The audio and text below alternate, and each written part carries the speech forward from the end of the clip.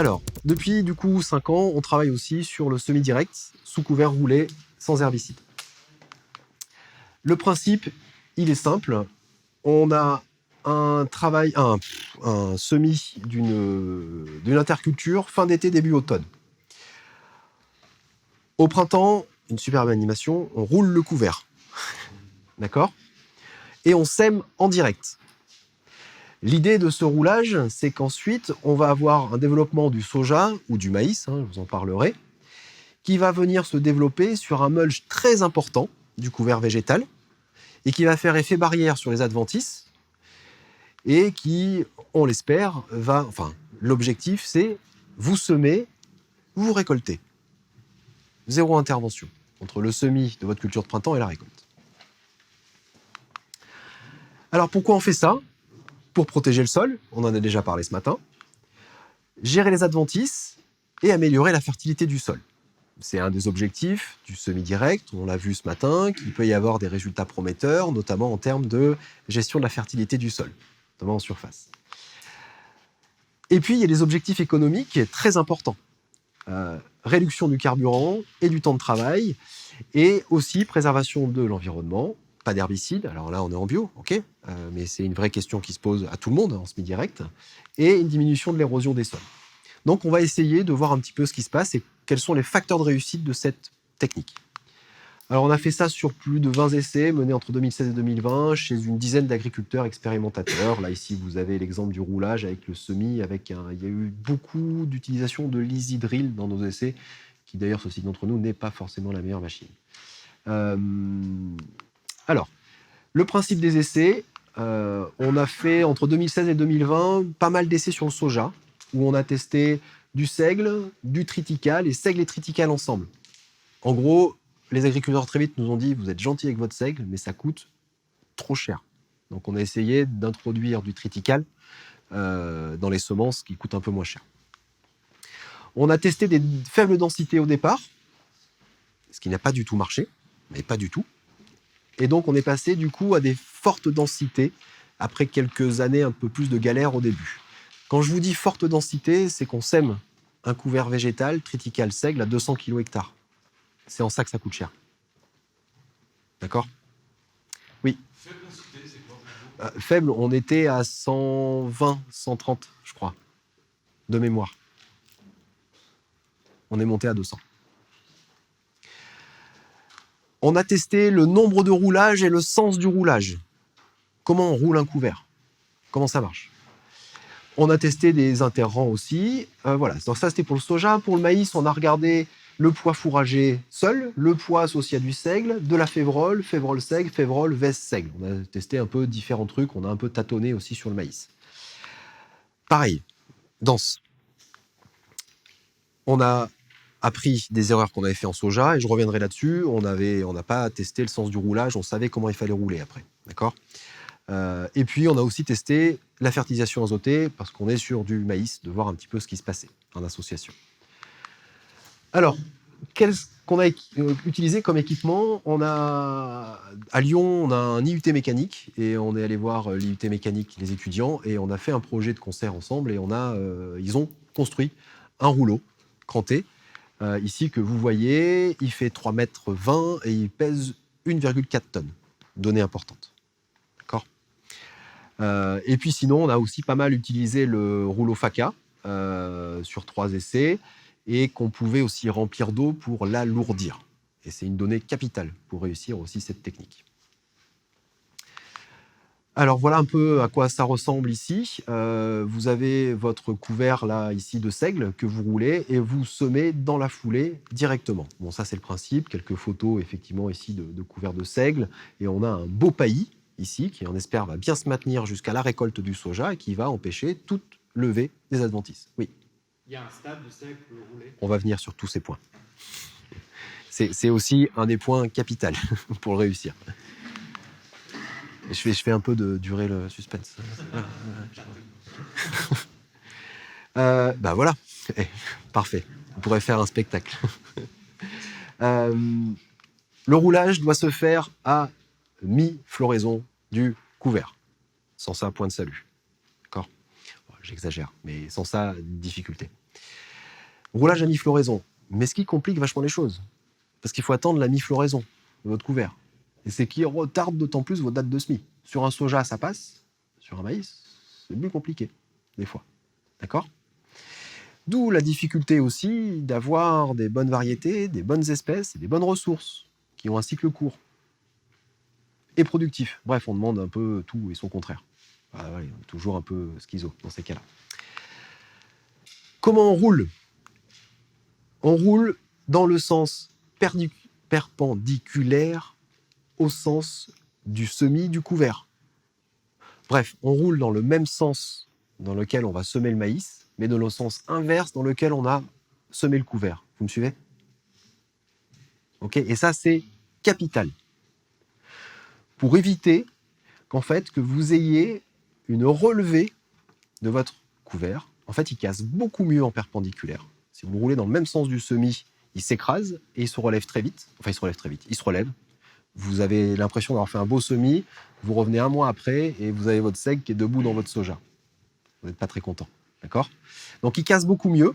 Et en plus, ça évite en fait de faire des sillons, du coup, avec le semoir derrière et qui ouvre pile sur le rang, en fait, qui laisse le sol nu, en fait, la lumière passer, et vous avez toutes vos adventices qui sont pile sur le rang, là vous ne pouvez plus du tout intervenir. Il n'y en a pas dans l'interrang, mais il y en a plein sur le rang. Donc, roulage perpendiculaire au sens du semis du couvert végétal. Donc là, ici, on l'avait roulé en perpendiculaire, et là, ici, dans le sens du semis. Et bon, là, je ne sais pas si vous voyez très bien, mais en fait, on a vraiment une meilleure efficacité en perpendiculaire, quel que soit le couvert. Donc, il faut aussi réfléchir ça quand vous implantez tout ça. Et il faut semer dans la foulée. Ici, le semis de soja en 2018, sous un couvert de seigle. Et ici, vous avez un semis de maïs sous pois fourragé et seigle dans une autre expérimentation sur la commune de Thil, où on revient encore. Bon, quelques photos pour vous montrer un petit peu le type de semoirs qui ont été essayés. Là, on a l'Isidril, là, c'est un monosème que l'on a 4 ans. Voilà. Et toujours donc, le même rouleau qu'on a utilisé. Alors, sur le soja, qu'est-ce qu'on en tire un petit peu comme conclusion ? Dans quel cas ça marche et pourquoi ça marche ? La première clé de réussite, c'est de réussir son couvert. Ça paraît bête, mais il faut le réussir. Mais c'est quoi réussir un couvert ? C'est avoir une matière sèche élevée. C'est quoi une matière sèche élevée ? C'est 8 à 9 tonnes de matière sèche par hectare au roulage. Je ne sais pas si vous voyez ce que ça fait. Ça fait beaucoup. Ok ? Pourquoi ? Surtout, la plupart des sites, dès qu'on passe 8 tonnes, à la récolte du soja, on a ça. On a très peu d'adventices. D'accord ? Si on est en dessous, eh ben, vous vous souvenez tout à l'heure, mais 1 tonne par hectare. Voilà, là, on évite. On peut être à 2 tonnes, 2,5 tonnes par hectare d'adventices à la récolte du soja. Oui. Pardon, excuse-moi. Alors, je vais y venir là-dessus. C'est moins productif le triticale. Voilà. Donc, réussite aussi, il faut avoir un grand couvert. Le seigle, pour ça, est top. On a des seigles qui font plus d'1,60 m souvent. Le triticale est beaucoup plus rablé. D'accord ? Et donc, la présence de seigle dans les couverts, en fait, elle va diminuer aussi fortement la biomasse des adventices. Couvre beaucoup plus, se dégrade. Alors, plus de biomasse, couvre plus, et en plus, certainement des effets allélopathiques. Qu'est-ce qu'on voit sur résultats soja ? Donc là, sur les 6 essais, on n'a pas d'effet sur la levée du soja dans notre association. En revanche, on a 40% de perte à la levée de votre soja. Et c'est vrai aussi pour le maïs. D'accord ? Ce qui veut dire que votre dose de SMI, vous l'augmentez fortement. D'accord ? On voit que le rendement du soja n'est pas impacté, sauf si vous utilisez un couvert de triticale pur. Pourquoi un couvert de triticale pur réduit le rendement du soja ? Parce que moins de production de biomasse, plus de concurrence d'adventices. Tout simplement. Donc le rendement du soja est plus élevé en présence de seigle. D'accord ? 4 quintaux par hectare. On était en moyenne là, sur l'ensemble des essais à 20 quintaux par hectare de soja. Okay ? Donc là, il y a des essais irrigués, non irrigués, c'est pour ça qu'il y a une grande variabilité aussi. Combien de fois on roule ? Et alors ça, c'était intéressant, parce qu'on travaille toujours avec des agriculteurs et on adapte un petit peu à leurs conditions, et puis ils nous aident en fait à leur prise de décision. Et souvent, eux, un couvert, un roulage, c'est pas beau. l'impression de ne pas avoir bien maîtrisé le truc. Et donc, 2-3 roulages, c'est bien mieux. C'est bien plus plaqué au sol. Et visuellement, c'est beaucoup plus joli. Et ils ont entièrement raison. Sauf que, nous, on a vu dans tous nos suivis que la levée des sojas, elle est impactée dès que vous passez à plus de d'un roulage. Vous faites 2 roulages ou 3 roulages, vous avez certainement des problèmes de structure du sol, de compactage en surface ou d'autres processus qu'on n'a peut-être pas tout à fait identifiés, qui fait que vous avez beaucoup plus de perte de pied et un départ beaucoup moins rapide du soja. Donc en fait, il faut des fois préférer un truc un peu plus moche à la vue, mais qui sera in fine plus efficace. On a aussi testé les interrangs, 33 contre 16 cm, avec des augmentations de rendement quand on réduit l'interrang. On maîtrise aussi un peu mieux les adventices, parce que c'est beaucoup plus couvrant, etc. Donc ceci peut expliquer cela. Plus de ramifications et de gousses aussi. Mais alors mesurer un rendement et des composantes de rendement sur le soja, c'est toujours un casse-tête, parce que c'est un peu compliqué. C'est plus difficile que sur un maïs ou sur un blé. Mais voilà, c'est surtout lié à ça. J'avance un peu vite, je suis désolé. Quelque chose d'important et d'intéressant pour vous. Qu'est-ce qu'on regarde? Qu'est-ce qu'on a? In fine, on a vu tout ça, que ça marche, il faut produire beaucoup de biomasse, mais c'est cher, techniquement c'est compliqué, d'accord? Mais qu'est-ce qu'on peut en dire? On baisse le rendement du soja. Si on a un couvert roulé, très dense, qui va maîtriser les adventices, on a quand même un impact sur le soja. On perd 40% du soja à la levée, il faut augmenter ses doses de semis, etc. On a des coûts importants. Néanmoins, le temps de travail, essai semis direct, préparation du semis du couvert, roulage, semis, récolte du soja, 2,3 heures par hectare. Si vous faites l'ITK classique, qui est fait chez les bio dans notre région en soja avec un labour souvent, etc., on est quasi à 7 heures par hectare de travail. Consommation de carburant, on passe de 50 litres avec l'essai semi-direct à quasi 100 litres. D'accord? Par hectare. Ça s'explique par le nombre de passages. Ici, en moyenne, on passe 5 fois contre 13 passages. Parce qu'une fois que si votre couvert est réussi, semis est réussi, vous semez, vous récoltez. Vous avez 0 binage à faire. Vous intervenez plus dans votre soja. Et c'est là où ça se joue. Et donc, quand on regarde la marge semi-nette, quand on intègre les charges de mécanisation, on est quasi à 1 500 € hectare en semi-direct, contre 800 € hectare pour un itinéraire technique classique, d'accord, malgré une baisse de rendement. C'est pas inintéressant, quand même. Le soja, vous avez des questions? Ou je passe le maïs? Oui. Sur les deux, c'est bien joli, mais vous n'avez jamais des couverts pour marcher, vous avez quand même des fortes levées d'adventices durant la période de végétation. Eh ben, si oui, comment vous avez fait? Pas à ma connaissance. Quand les couverts ont très bien marché en termes de biomasse, alors ça dépend de votre tolérance à l'herbe. J'ai envie de dire, on va revenir sur ce point. Qu'est-ce que vous appelez un truc sale aussi, ou qui se lève beaucoup? Chez nous, le gros problème, plus clairement, le gros problème, c'est le charbon. Ah non, non, on n'a pas eu. Après, il y a certaines adventices où le couvert ne sera pas suffisant, clairement. Ce type d'adventice-là,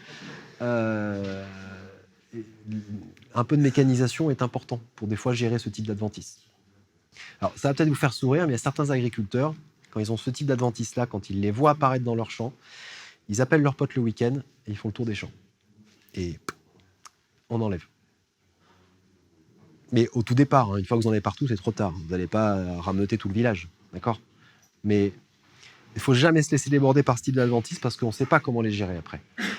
Le maïs, le temps tourne, je suis désolé, je vais un peu vite, on pourra rediscuter un peu après. Alors, le maïs, pareil, qu'est-ce qu'on a testé? On a fait ça depuis 3 ans, on a testé le pois associé au seigle, févrole, seigle, et en 2020, févrole, seigle et vesse. Alors, l'idée c'est que vous avez un maïs qui est exigeant en azote, vous n'allez pas lui mettre 8 tonnes de seigle à digérer, sinon déjà que le facteur limitant en bio du rendement, c'est l'azote, autant vous dire que votre maïs, il ne va pas s'en sortir. Donc il faut des légumineuses dans votre couvert, d'accord? Le problème des légumineuses, c'est que des fois, ça se roule un peu moins bien et que ça produit moins de biomasse, donc les services, on n'est pas sûr qu'ils soient bien au rendez-vous. Donc on a testé la première année le poids, où on voit qu'on a à peine produit 2 tonnes, et quand on rajoute un peu de seigle, on arrive à 4 tonnes de matière sèche au moment du roulage. Févrole, on voit que les 2 années, la févrole pure, on est quasi à 7 tonnes de matière sèche par hectare. Ce qui est quand même une belle févrole, hein. C'est intéressant. Et puis dès qu'on associe avec un petit peu de seigle, on arrive de temps en temps à arriver au 8 ou sur les mêmes performances avec févrole, seigle et vesse. Du coup, quels effets sur les adventices ça a eu, ces différentes biomasses? Et bien là, en fait, on voit notre barre du 8 tonnes. On voit qu'en 2018, là, ici, c'était ça, là, des faibles productions. Et en fait, on voit la biomasse des adventices avant le roulage. Et en fait, dans pas mal de conditions, on avait plus de 500 kg d'adventices avant le roulage, dû au faible développement du couvert, voire plus de 1 tonne dans certaines situations.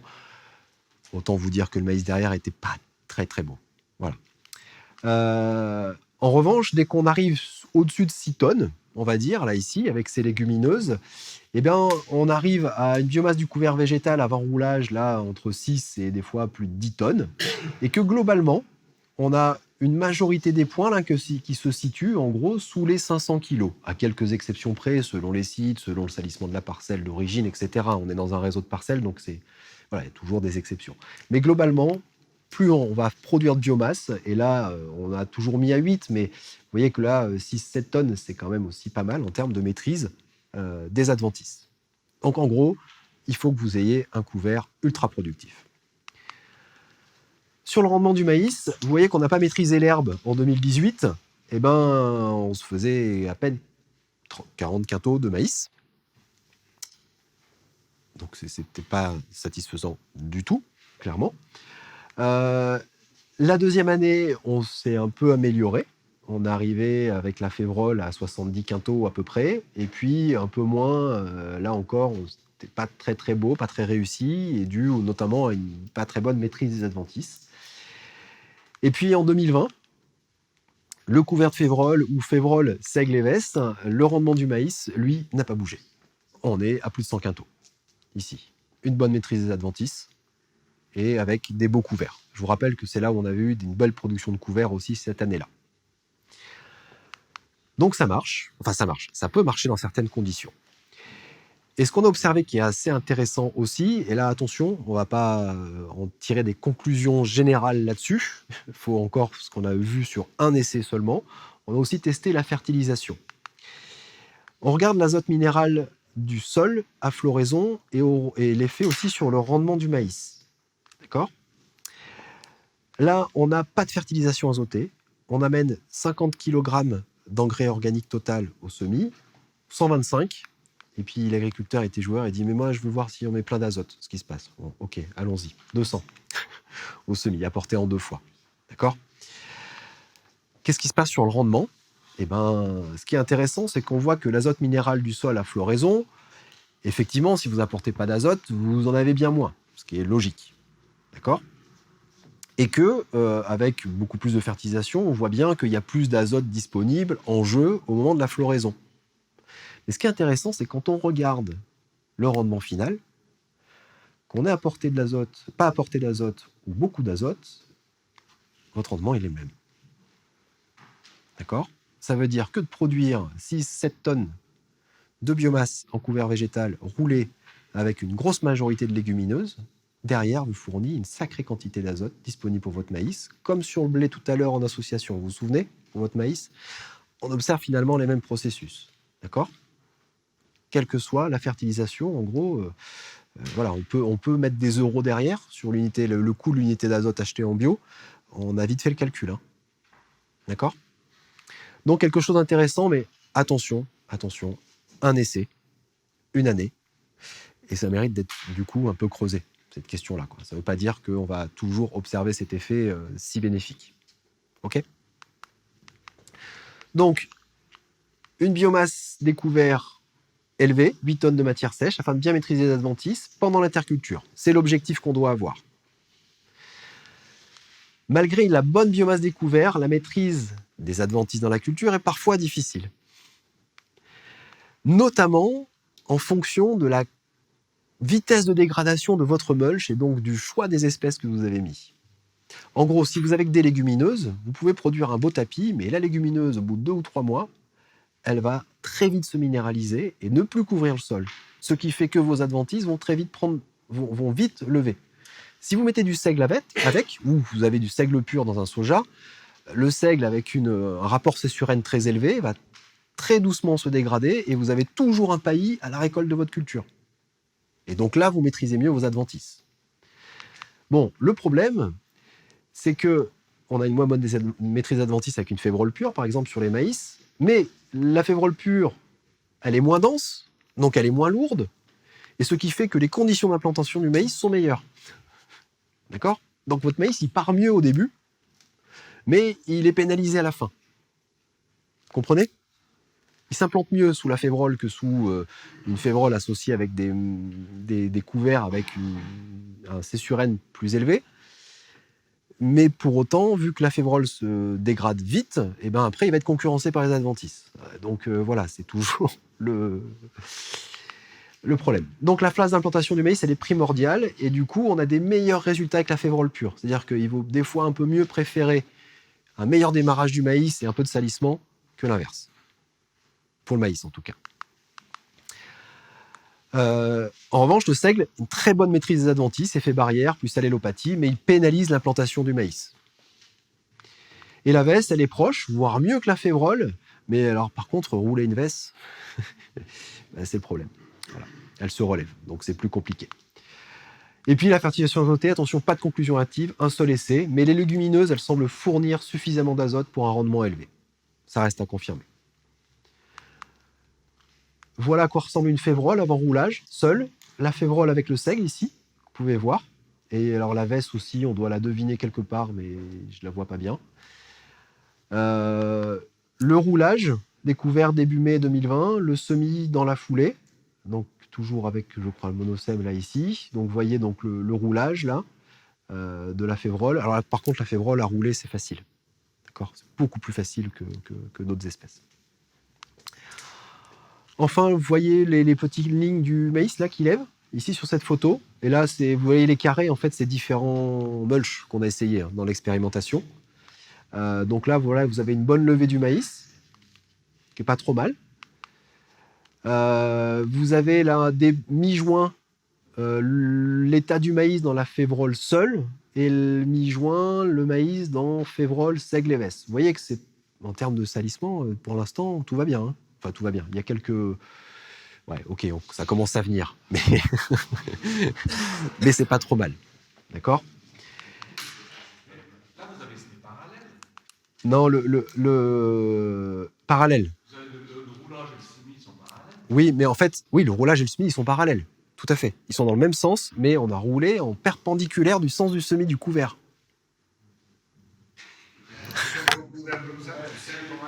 C'est ça, voilà. En fait, je devrais avoir un tableau blanc et vous faire le schéma.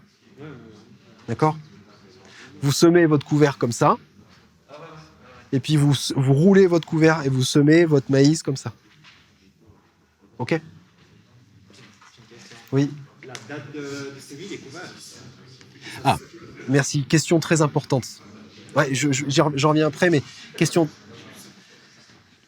La clé de réussite, bien sûr, c'est de produire de la biomasse. Pour produire de la biomasse, il faut semer votre couvert mi-septembre, maximum mi-octobre. Après, c'est trop tard, vous n'atteindrez pas 6, 7, 8 tonnes. Févrole d'hiver. Oui. Après, fin juillet, je vais revenir sur la tolérance à l'herbe. Du coup, qu'est-ce qu'une parcelle propre ? Voilà, on peut discuter. Fin juillet, vous voyez que dans les interrangs, voilà, vous avez un peu d'herbe. D'accord ? Qui en 2020 n'a pas eu d'impact sur le rendement, je vous le rappelle, mais c'est pas une parcelle nickel. Hein. Si vous cherchez une parcelle nickel, de toute façon, enfin, voilà, vous seriez peut-être pas là, je sais pas, ou peut-être pas en bio, j'en sais rien, mais bon, ça peut arriver, mais c'est plus compliqué. Clé de réussite très rapidement. Après j'ai fini, j'arrête de vous assommer. Semis avant le 15 octobre, densité élevée, d'accord ? Si vous avez que du seigle, eh bien, la disponibilité de l'azote est clé. Ça veut dire qu'en gros, si vous avez des terrains pauvres, bon, ben, ça ne sert à rien. Vous n'arriverez pas à faire ça, à moins que vous apportiez de l'ammonitrate à votre couvert. OK? Donc, en bio, c'est moyen. Donc, globalement, c'est réalisable et atteignable sur des terres poussantes. Pour produire 6 à 8 tonnes ou plus de couverts, vous ne faites pas ça sur des terres maigres. Enfin, en tout cas, c'est difficile.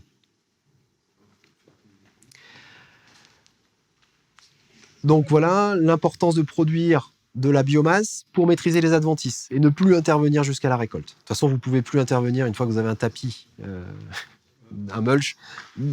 Voilà, c'est trop tard. Roulage des couverts à floraison. Plus de 50% de votre couvert doit être à floraison. Sinon, il se relève. Et le roulage, il n'est pas parfait, vous n'avez pas le tapis qui est plaqué au sol.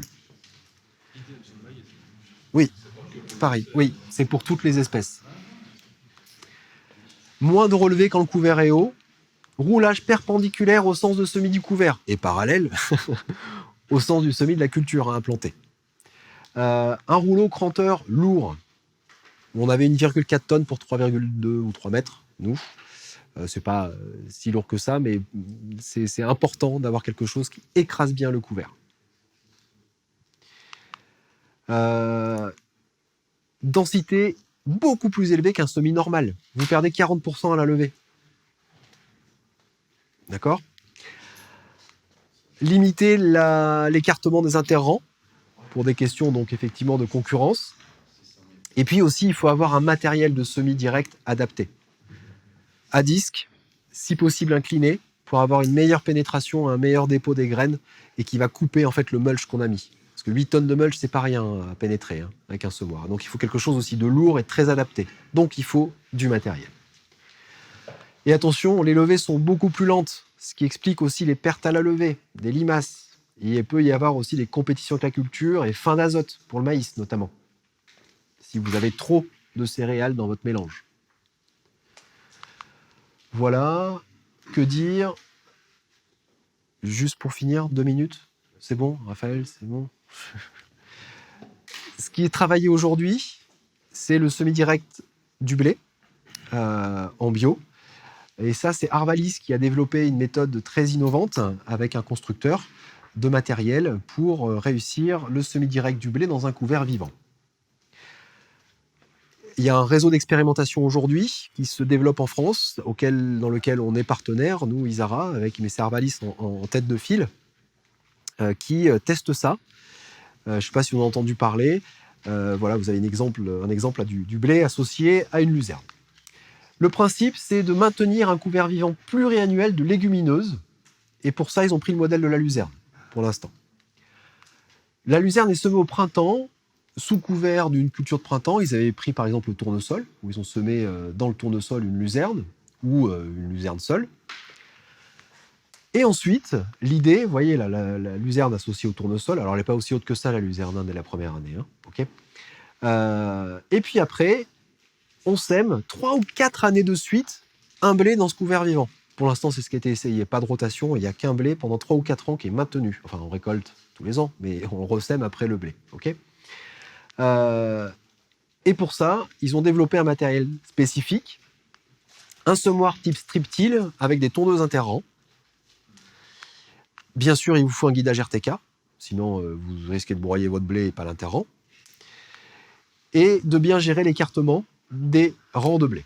Donc là, on va prendre effectivement des interrangs de 30 cm, et puis là, du coup, la luzerne va être broyée entre ces interrangs. Il y a eu des résultats très prometteurs, mais bien sûr préliminaires, dans le sud-ouest. L'exemple, c'est qu'on sème le blé en novembre, on broie la luzerne avant le semis du blé, on sème le blé avec un écartement de 30 cm, et puis il va y avoir 2 ou 3 tondeuses, tontes, entre les interrangs du blé. OK ? Et ce qui permet après d'avoir un couvert permanent du sol pendant plusieurs années avec des légumineuses en place. Voilà à quoi ressemble cette machine. Donc c'est là ici vous avez, alors je sais pas si vous voyez, là ici c'est les petites tondeuses, des éléments de fauchage là ici, des petites tondeuses et qui ont été montés sur la poutre Gaia, là, ici, que vous voyez, adaptable. Et derrière, vous avez, sur la poutre EcoMulch, là, ici, une dent de type striptile qui va venir semer votre blé, ici, dans le couvert vivant. OK ? Tout ça, vous pouvez l'avoir pour la modique somme de 110 000 €. C'est un prototype, hein. Bon, peut-être que d'ici là, voilà, l'atelier paysan ou du bricolage, mais bon, c'est une idée, mais c'est très intéressant. Vous avez une largeur de 6 mètres, un débit de chantier de 4,5 heures hectare pour tonte et semis. Ce qui coûte cher, effectivement, c'est bien sûr les poutres et parallélogrammes et les 10 éléments faucheurs surtout, et la génératrice pour arriver justement à faucher ça dans les interrangs. Oui.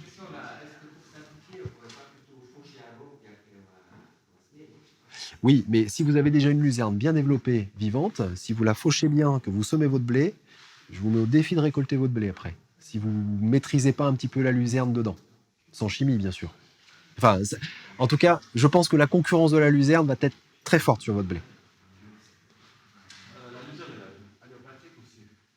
Aussi. Problème, parce que justement, avec une Alors, qui est à- attention, il y a vraiment, ce que je vous présente là ici, c'est des résultats ultra préliminaires. Il y a tout un réseau d'essais qui se monte. On va tester des nouveaux couverts, des nouvelles façons de faire, etc. Je vous présente des trucs que Arvalis a travaillé dans un essai en Sud-Ouest et je vous présente des choses qui semblent prometteuses, mais tout est à faire là-dessus. Je vous donne juste un petit peu de trucs pour rêver. Vous dire, on peut peut-être aller plus loin, mais voilà, restons prudents, d'accord ? Je vous ai mis quelques références ici, vous pouvez aller voir. Arvalis donne pas mal d'informations et communique pas mal là-dessus. Quelques essais, quelques résultats intéressants pour finir. Le rendement de la culture du tournesol associé à la luzerne. Et ce qui est intéressant ici, c'est que vous voyez la progression du rendement du blé. Vous avez eu 3 blés consécutifs et on est passé de 14, 27 à 40 quintaux par hectare, sachant que la moyenne régionale est à 22, là-bas dans le sud-ouest. D'accord ? Ok ? Un taux de protéines intéressant, qui a peu bougé, et surtout de l'azote mobilisé par la culture qui va en augmentant petit à petit avec la présence de la luzerne. Et donc il y a des choses intéressantes où la luzerne effectivement fournit de plus en plus d'azote à votre blé. Donc il y a des processus intéressants, des couvertures du sol intéressantes par rapport à ça.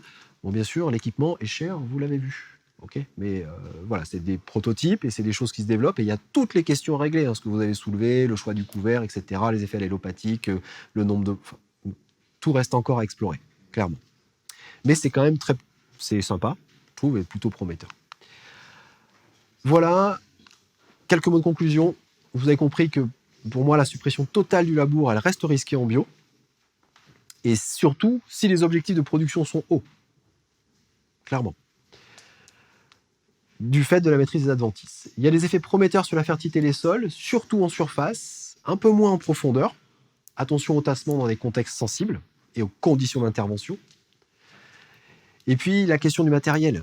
De faire ça dans des bonnes conditions, toutes ces techniques qu'on a vues, ça demande des investissements importants en matériel, mais ça demande aussi d'avoir tout type d'outils. Et donc, seul sur une exploitation, c'est des fois, même parfois et souvent, très compliqué de pouvoir investir dans tout, pour pouvoir avoir plusieurs cordes à son arc, clairement. Donc là, de fait, je reviendrai là-dessus, mais le travail en collectif est capital pour ça. Sinon, je ne vois pas comment individuellement on peut faire. Le SMI direct sous couvert roulé, c'est possible et prometteur, mais les conditions de réussite de cette technique sont difficiles à obtenir. Et puis, il y a des innovations prometteuses que je vous ai présentées là en toute fin. Et puis, pour finir, je dirais, faut mobiliser l'ensemble de ces techniques sans avoir d'œillères et savoir s'adapter aux conditions de l'année. C'est pas un drame si vous sortez une charrue de temps en temps. Vraiment. Parce que vous êtes dans une impasse technique, vous faites dépasser par l'herbe, et je vous ai montré des résultats qui montraient clairement qu'on ne remettait pas le système à zéro comme on l'entend trop souvent. Bah, si vous labourez, vous remettez votre système à zéro. Mais je ne sais pas ce que ça veut dire remettre un système à zéro. D'accord ? On est plus dans... Bon, rien. Donc s'adapter sans œillères. D'accord ? travailler en groupe et construire ses propres références. Moi, je vous ai présenté des résultats issus d'un contexte particulier. Voilà, il faut développer aussi ça. Il y a plein d'innovations, il y a plein de voies possibles pour le faire, mais pour ça, un travail en collectif et avoir des références dans vos propres contextes pédoclimatiques et économiques, c'est capital pour pouvoir progresser ensemble, quoi. Voilà, je crois particulièrement au système hybride qui alterne semi-direct quand toutes les conditions sont réunies et du labour bien fait dans des bonnes conditions et peu profond. Et puis, si vous avez un troupeau, ça vous donne une corde de plus à votre arc pour un peu plus jouer, on va dire, sur vos couverts. En gros, si vous gamellez, vous pouvez toujours valoriser quelque chose de votre troupeau. C'est en ça que je veux dire que c'est un levier de plus qui est un peu sécurisant. Si vous n'avez pas de troupeau, c'est un peu plus compliqué. Voilà. Merci, j'étais long, je suis désolé. Et voilà. On pourra discuter de tout ça un peu après. Voilà. Je laisse la parole à Raphaël. Merci.